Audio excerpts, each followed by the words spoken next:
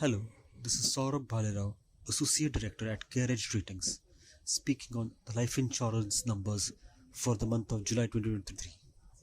New business premiums in July dropped over 28% as the fall in group single premiums beat the rise in individual single premiums. The first year premium numbers for the month of July 2023 fell by over 28% versus an increase of 18.3% in June 2023 and 91.2% in July 20 of last year. This decrease can be attributed to a plunge in group premiums, more specifically to LIC, coupled with the new tax regime and high momentum in the last month of the last fiscal year. Growth in the private sector partially offset the fall in LIC premiums. Hence, the private sector insurance companies continue to extend their growth, albeit at a comparatively slower pace versus last year. Further, the year-to-date numbers of the current year reported a drop of 10.5% compared to the over 50% growth last year. This decline is attributed to the group premiums, primarily single premiums and LIC. Meanwhile, the absolute growth in the year-to-date numbers when compared to the year-to-date numbers of last year, that is FY22, is over 35%, indicating that the growth might actually be normalizing. Private insurers continued the growth momentum at a reduced rate of 14.7% in July compared to 38.8% in July 2022.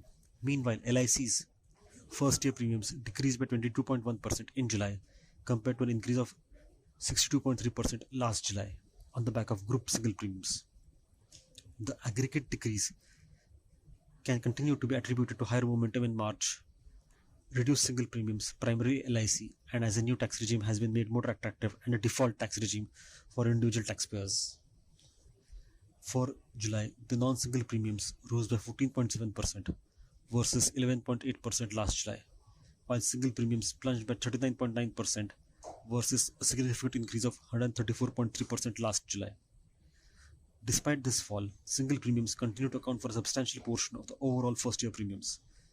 The private sector has a larger share in the non-single subsegment, mainly individual premiums, while LIC continues to dominate the single premium subsegment, especially the group business.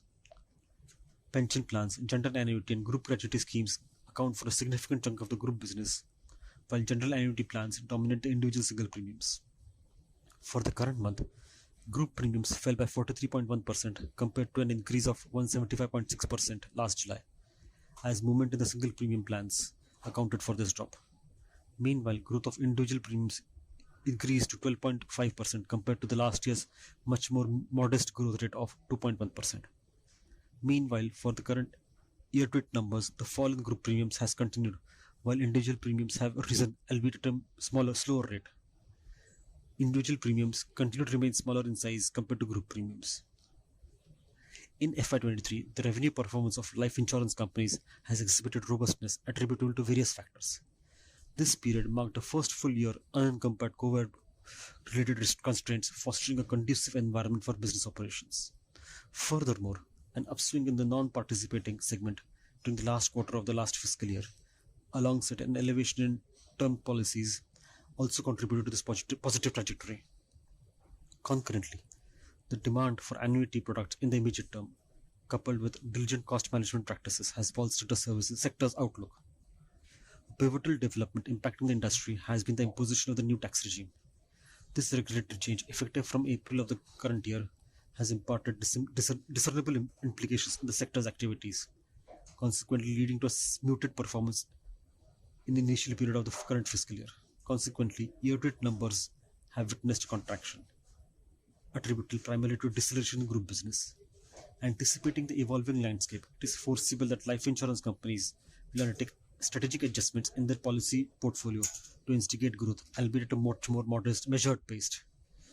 As the sector responds to regulatory alterations, the potential resurgence is conceivable with a trajectory that is expected to be watched throughout the current fiscal year. This vigilance is crucial for accurately gauging the momentum of growth. Despite the fluctuations anticipated to be transient, the overarching growth potential of the segment remains resilient. This assertion is substantiated by several factors, including the protection gap within the market, a regulatory framework which supports growth, and the sustained necessity for insurance. In the light of these elements, CareEdge believes that the long-term trajectory for growth in the life insurance sector holds steadfast. Thank you.